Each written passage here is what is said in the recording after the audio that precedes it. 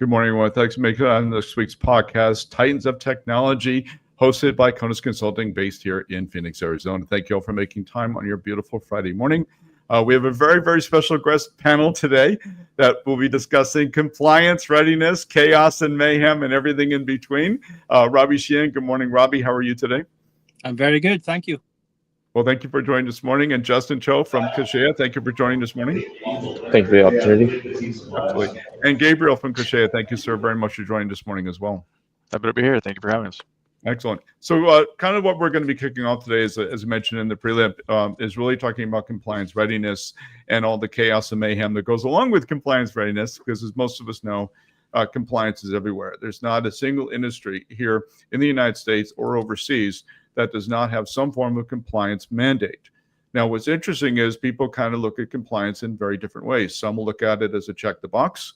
Some look at it as an operational necessity. Some look at it as saying, in order for us to go after new business, we have to have compliance. And we'll cover some of that when we get into the product demonstration side of the discussion today. But Robbie Sheehan who's an incredible writer on the science fiction side of life, which I know very well. But he's also a professional that has worked in the ISO compliance arena for several years. So Robbie, if you can maybe take a moment and kind of define your background a little bit before we dive into your book. Well, currently I'm a quality manager in a manufacturing company. I've worked in the manufacturing industry for probably 22 years. I didn't start out on the quality side. I started out as an operator and just slowly worked my way up, going from an operator to an inspector and into the management position as quality manager, which then exposed me to ISO and also AS standards, which is very prevalent throughout the manufacturing industry, but also ISO is in every industry, really. There's IT ISO standards, there's food ISO standards, there's all kinds of ISO standards. So that's my exposure. I currently work with customers, interface with customers and suppliers, and do audits, and of course I run a team of quality people too. So excellent. Thank you so much for that. So that definitely puts a nice prelim into your book, everyone. The book that he wrote, Why Adopt ISO Thinking, available on Amazon.com. I had a chance to pick it up and read a copy of it as well. Now, what's interesting is that when you write a book about ISO thinking, okay, and being in manufacturing, so one of the things that kind of comes to mind is, okay, you have people that build products, they build parts, they build components, they're part of an ecosystem of functionality and capabilities for the bigger, better picture of things. What if something goes wrong? What if one part doesn't fit another, right? When in your experience, particularly on the QA side, when you've had to go in and look at something and say, okay, that faucet is not the same dimension that was supposed to be done by standards. What happens when standards are not followed? Well, a beautiful example of this was in Baltimore at the turn of the century, and I bring this out in my book. A large fire broke out in Baltimore in, I think, 1904, and there was, thousands of buildings destroyed. It was $150 million worth of damage, and back then that was a lot of money. And the reason that they didn't extinguish those fires is when they went to try and retrieve water from the fire hydrants, they realized that a lot of their hoses, the couplings, did not fit onto the fire hydrants, so they couldn't access the water. And it was because of a lack of standardization from hose fitting to fire hydrant. And shortly after that, they actually standardized these couplings so that this problem would never happen again. And that's just one example of when you standardize things, there's less chaos, there's less damage, there's less destruction, there's less confusion.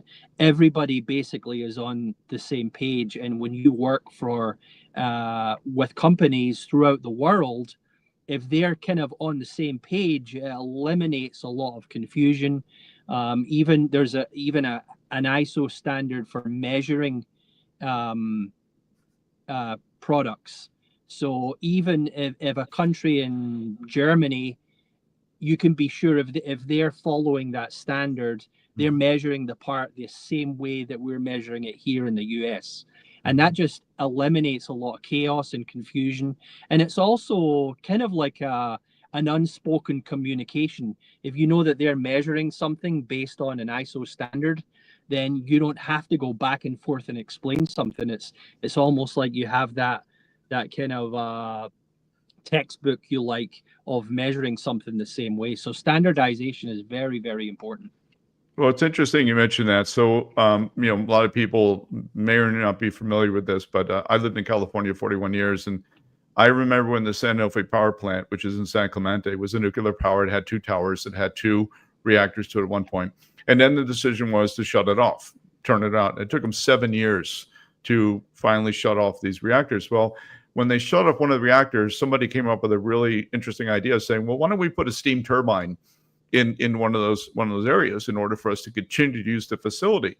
And this was, by the way, this was like a $200 million, kind of like a steam engine thing that they built. And they had to bring it into the Oceanside Harbor. Now, geographically, that's 23 miles away from the nuclear plant along the ocean. They had to drag the thing on the beach from Oceanside all the way to San Clemente. Now, what made this really incredibly controversial was that the steam turbine that was built by Mitsubishi, I think it was, had a square coupling, right? The power plant had a round fitting. And so they just blew $200+ million, not including shipping and everything else, by trying to move a steam engine. And there were some people that kind of thought, well, maybe they did this on purpose because they were trying to shut off the reactor anyway. But the point was, something that we would think everybody would be on the same page on doesn't necessarily happen that way. So when you go in and you have to do your audits and you see that, a standard wasn't followed, or you see that something may be not the right, direction and so on, does it kind of come back to people just don't maintain their ISO standard? Is that what it really kind of comes down to? Robbie, is when I think we just lost him briefly. Robbie, you're... Sorry, I'm back. No, yeah, there you go. I'm sorry, could you repeat that question again? No problem. So when you're dealing with an ISO audit for a moment, okay, and you've had to go in, let's say 6 months after someone says, we're now ISO compliant, in your case, 9001. 6 months later, the auditors go in and find things that aren't quite up to par. Is an ISO standard something you can do once, or is it a constant feeding to maintain its mandate? Well, once you become ISO certified, you do have to maintain it, because those that the body that certifies you will come back every year. They'll do a surveillance audit, and then they'll follow up the following year with a full audit. The full audit consists of 2, maybe 3 days. A surveillance audit is about a day. So just because you get your certification in the mail doesn't mean that's it. It's an ongoing living thing almost, where you have to constantly maintain it, because the truth of the matter is, we're all human and we get into bad habits, and that is really one of the biggest problems. Is we get complacent and we forget things, and maybe we decide something we were very good at doing, paperwork or the checks and balances, we get out of the habit of doing them.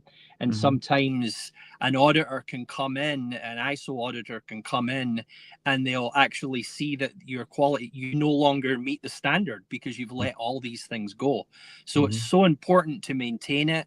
And most companies that are ISO standard actually have an ISO representative. So I'm the ISO rep at my company. It's my job to, I don't like to use the word enforce, but it's my job to make sure that everybody's in line with the standard and the procedures, and any procedures or documentation that needs to be adjusted has to also be done in a certain way. There's a procedure for change in documents. You have to, show what was changed and what the new change is. So all that stuff is monitored, and it's important that it's continually done throughout the whole year, or really the life of the company, as long as you want to remain ISO certified. So is it common, and we'll get into this when we touch on, other compliance mandates. I know a lot about, we have HIPAA, we've got PCI, we've got CMMC, there's ITAR, and those actually, in some cases, have changes during the year where they've been modifications. When you get notified of ISO 9001 standard has changed for some reason in mid-year, what happens to you in that time? Is it stop everything, do it, or do you have to do it while keeping everything in motion? What's kind of the process behind implementing changes like that? Well, an auditor will always say when they come in, and I kind of laugh at them, they'll always say, we don't want to disturb your day-to-day business. And it's true. It's even though you have to make adjustments to your quality management system, you still have to run a business. Right. So it doesn't. Things don't all have to stop at once. You can work on your quality management system. In fact, it's funny that you bring that up, because the ISO 9001 standard, the last time it was updated was 2015, and they're actually coming out with a new one next year. And there will be some changes in there, but normally they're small changes, and you usually just add and in some cases you may even be doing certain things that the change is meaning, but you do have to adjust. And of course, when the auditor comes in, ISO auditor comes in the following year, you have to make sure you're still following that standard. So one question that kind of feeds a little bit more into our broader conversation today: if you did not exist as the ISO person in an organization, can an organization still sustain its ISO compliance? So if there wasn't a designated person, what happens when an auditor shows up going, okay, who's the person, right? Yeah, I was actually at one company where they hadn't had a quality manager for a couple of years. They had difficulty finding one, and I was hired. And while they were looking for a quality manager, various people took over the responsibilities of doing leading internal audits. Some quality inspectors took on some more kind of manager responsibilities. You don't not get your ISO certification because you don't have a representative, but it's definitely wise to have somebody, because there's a lot to it. And I also think that I came from being an operator and then an inspector, and quality people definitely have a different way of thinking. I come across a lot of people where, for example, an operator may run 100 pieces or 200 pieces on a machine, and they come up 10 pieces short, and many people will say, well, we'll just have them make another 10. But a quality person, I'm like, well, what happened? Why did they lose 10 pieces? Yeah. And then you have to dig down a little deep. And that's that whole ISO thinking, that mentality of digging down deeper and seeing what the issue was. Was it a bad material? Does the operator need retrained? Is the machine insufficient? So it goes way deeper than just, well, we'll just have them make the 10 parts.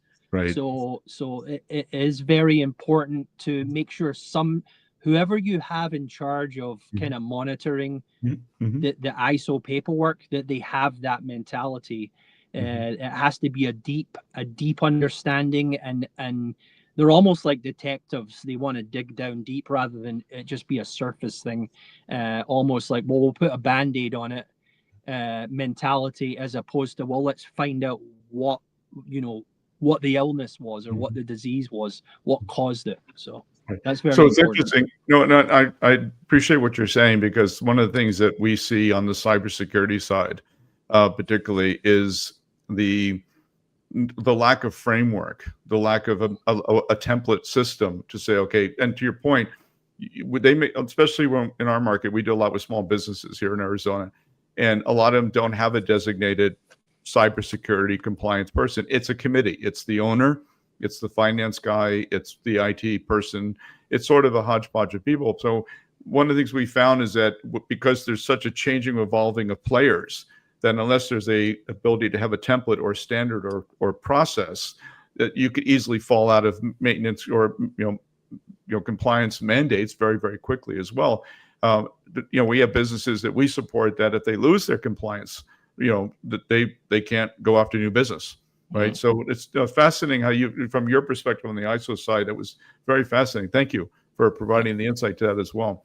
Now, one of the reasons that we invited our partner today, for Kaseya, to come on is as a company, Coeus, we are a managed IT provider, but we also do compliance advisory services. And kind of to Robbie's point is if we don't have a Robbie in the account or we don't have somebody that knows the compliance, that they tend to lean back upon us as a managed provider to say, what can you offer?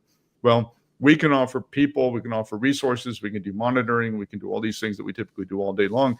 But if we do not have a framework or do not have a platform, we don't have the ability to offer compliance advisory services. So we've been partnering with Kaseya for quite a long time on other products that they sell into the MSP market. But this one particularly is very important to us, especially going into 2026. So I've asked our dear friend, Justin Chow. Justin, good morning. Thank you very much for joining. Could you give us a brief introduction of you, please? Yeah, for sure. I've been with the company for 3 years now, and I've been working with Coeus for approximately 6 months. I'm their account manager, so I manage the relationship between the companies. I've had the opportunity to kind of direct them towards Gabriel, who is our specialist for compliance manager, but I'll mostly be passing the time off to him here to kind of present the platform. Yeah. Thank you. Thank you for introduction as well. And Gabriel, would you like to introduce yourself, please? Yeah, thank you so much for having me. Gabriel Sino, been with Kaseya specifically for about 10 years now, a long time with this company and in compliance in general, roughly about 12 years, 15 in IT. And the type of conversations that I'm having nowadays, I would say in the last 5 years, are completely different to what I used to have when I was talking originally to SMBs or even MSPs, right? Like back in 2016. Right now, you're seeing an uprise on what type of requirements the DoD is asking for. If you're making washers, right, for some type of contract or operation, the DoD, now you have to implement 110 different requirements, right? And you have to spend, a certain amount of money in tech every year. And that applies to everybody that you do business with, right? So it's a huge change, right? HIPAA just made new revisions this year that hasn't happened in a long time. Now there are revisions for actually requiring penetration testing, and yes, Rose's point, you have to adopt that ISO thinking. You have to really figure out how to make all those different checks and balances and really have a process for everything that you do and review it often, right? Which, that's part of the things that we enable, right? Working with MSSPs, right? Providing a tool where not only they can actually figure out, what's wrong, but deliver a platform where you can actually interact with the right parties, right? The different stakeholders in an assessment. There's not just IT, and there's a common misconception that we have only IT when it comes down to compliance. There's HR, there's different types of governance pieces that we have to take into account, right? And at the end of the day, what compliance is just doing what other people tell you to do. You're either following it by an organization, or it's going to be the government that's telling you to do that. And it's the same reason, if we like to simplify things, it's the same reason why we have traffic laws, to keep cars from crashing into each other, right? To make sure that we don't have crazy accidents and everybody gets home safe at the end of the day. With compliance, it's just about protecting data, right?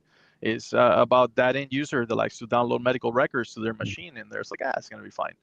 But, if you go through a breach, right, and now you have 110 different records, each one of those records is going to be valued something, right, for a fine or violation. And that's really why you're seeing a lot of things change. Like, for example, with car dealerships, different types of things like that.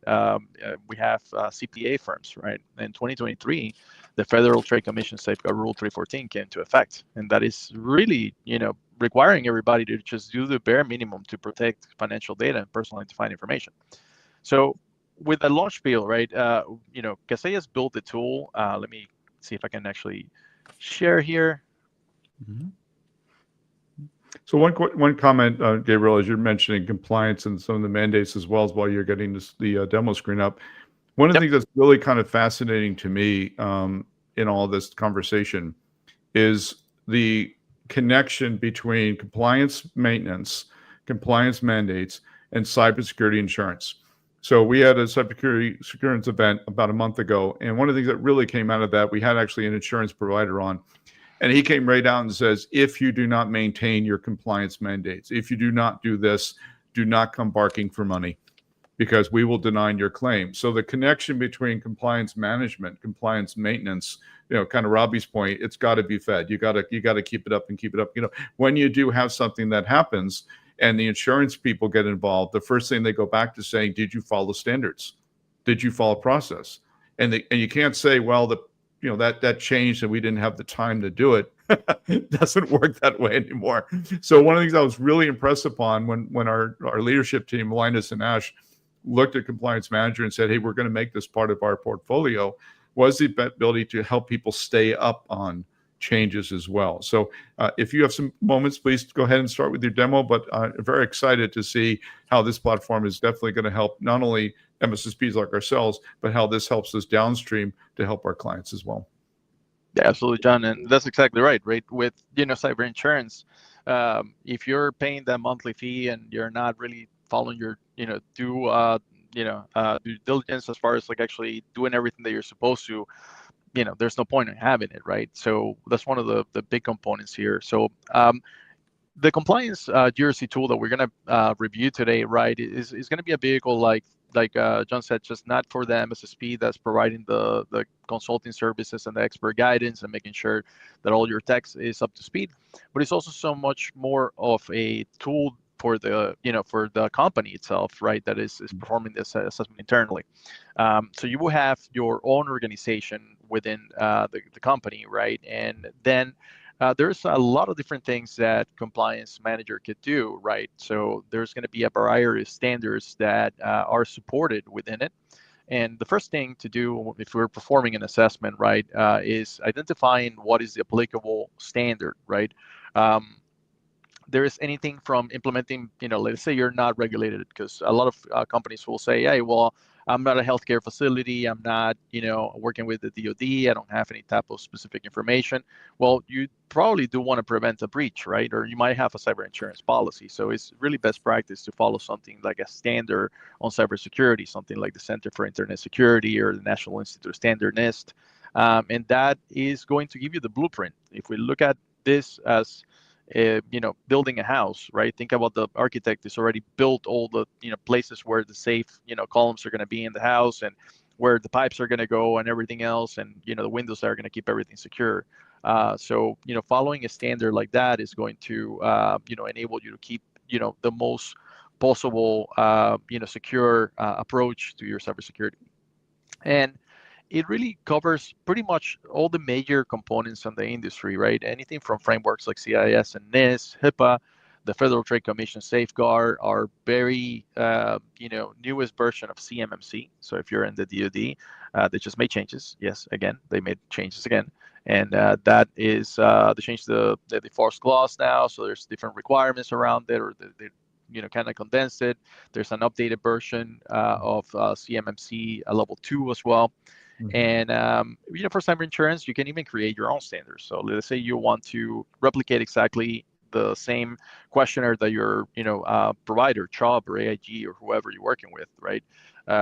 You can actually build that custom standard, have the exact artifacts that belong to the right questions.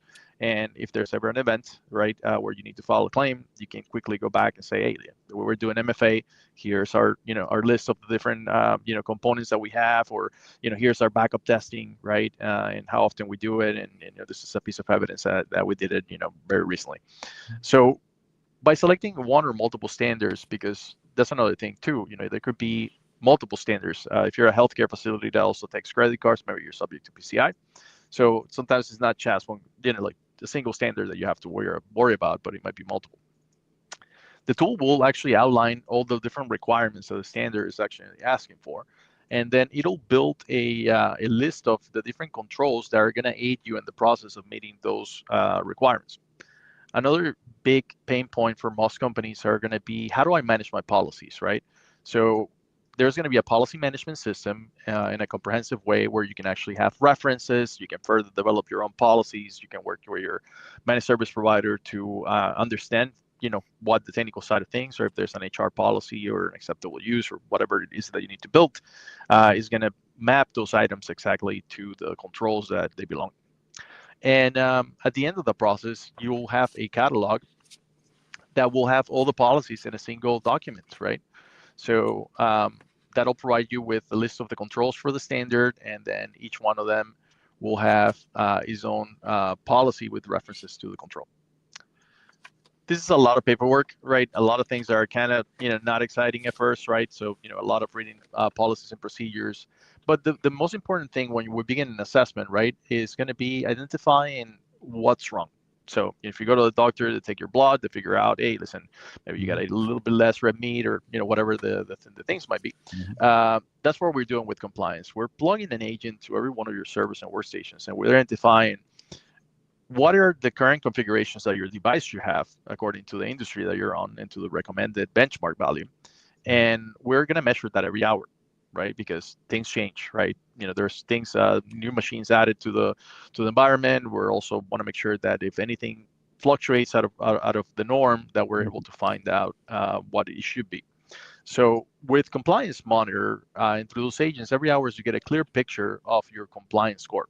If you're in healthcare, we'll say, hey, across your organization, you're meeting about 71% of the actual, security rule, right? And the reason why you're not meeting that is because according to the, devices that we have here, if we look at the first server that I'm looking at here, there's a big X. If we drill down into the server, we can see there's about 222 configurations that are not in alignment currently. And a lot of these are going to be registry settings and things that you have in place that should have for the security rule. And we can also get deeper into what needs to be fixed, right? All those different components.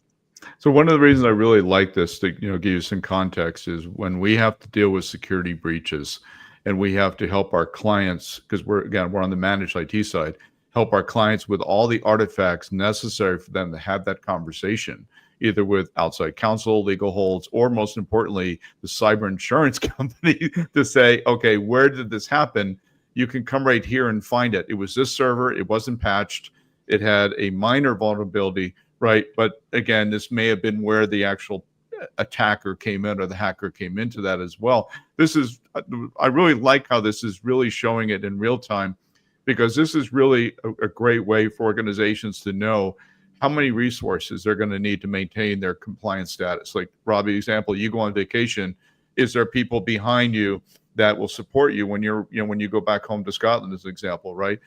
This platform gives the ability to make the handoff very easy from one teammate to the other as well. And Gabriel, have you found that also to be very consistent with the platform to make it easy to bring other people into the fold? So it's not about a pyramid of one compliance person. It's a team of compliance resources working together. Yeah, I mean, that's a big point there too, right? So whenever you're building your compliance team, right, everybody's going to have specific roles. Could be multiple people that could have a role, right? And there's different levels of visibility, because maybe I don't want my HR person to actually have the possibility of running scans in my server, right? Or looking at different types of information. Or maybe I want to give somebody that is, the right person, the right stakeholder in my company, the ability to make decisions around the open risk in the company, right? What do they want to do with the risk? Is something that we accept? Do we, want to fix it, right?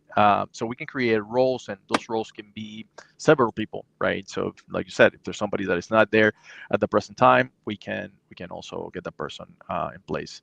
And back to your earlier point, right? If you're doing an audit because something happened, right? Another big component is, where is the data, right?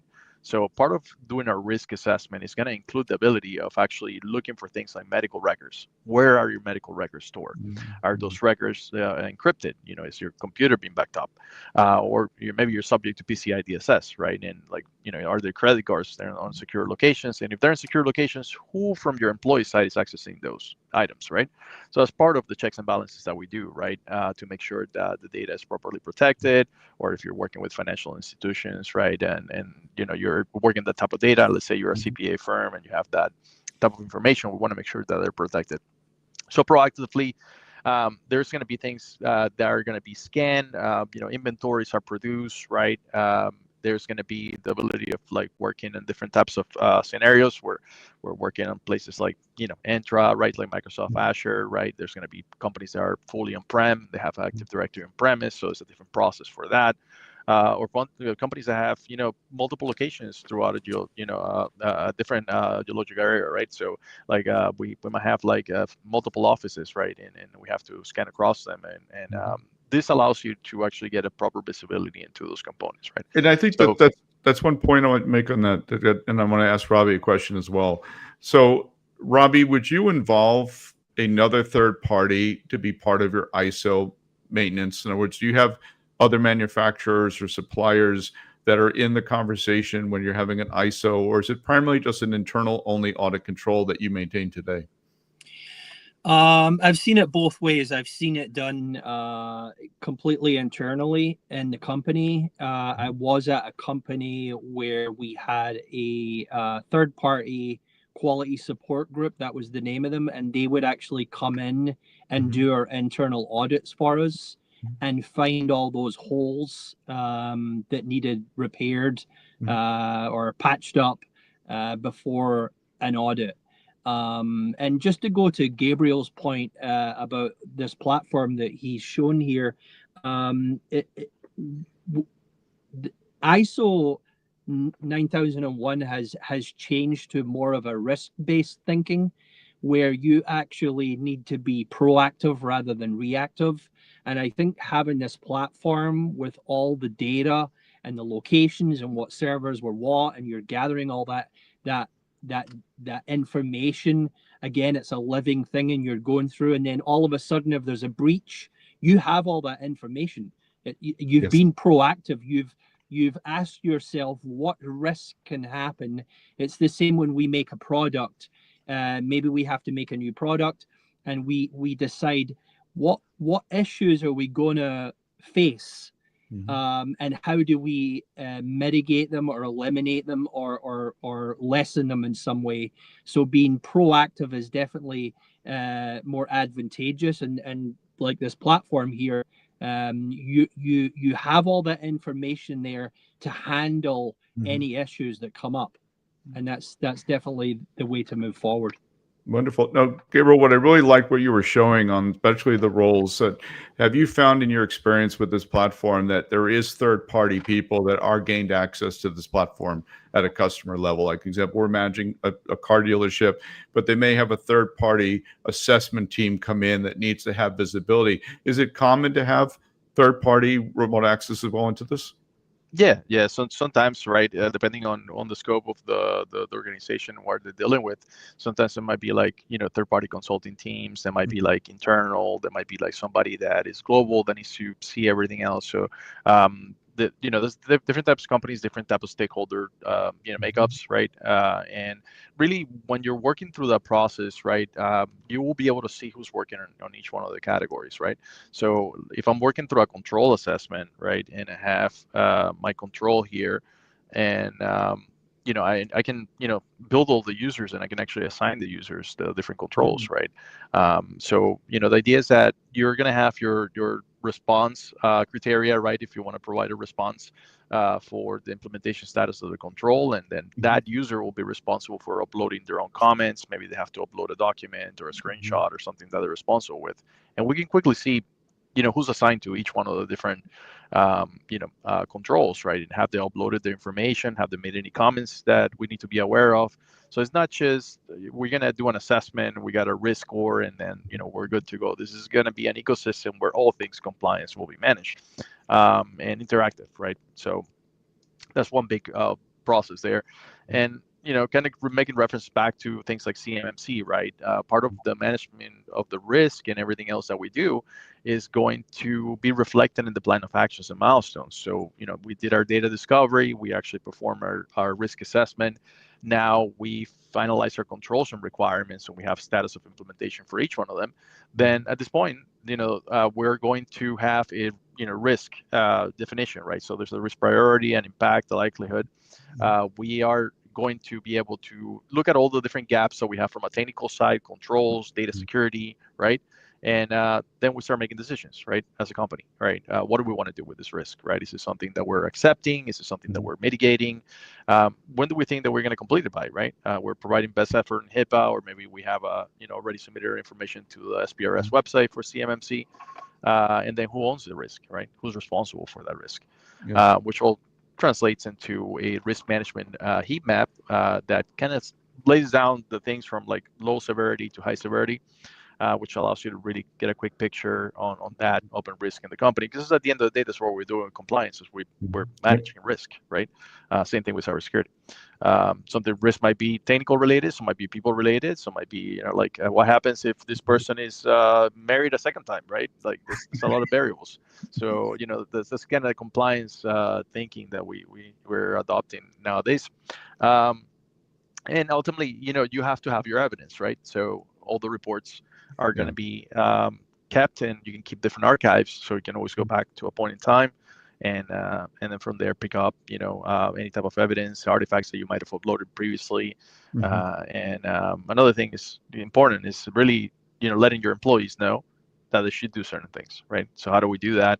Is we have an employee portal where we can actually have employee attestations, right? So we can send out that policy from HR or acceptable use, could be, a clean desk policy, right? And we can track who actually accepted the policy, or if it needs to be recertified, we got to review it by starting, different stakeholders that need to approve it and then send it out to the wider audience. We can do things like that. That's fascinating. I have to tell you, just kind of in part to this, that the reason that we, and thank you very much, Gabriel. It was an excellent demonstration, sir. Very much as well.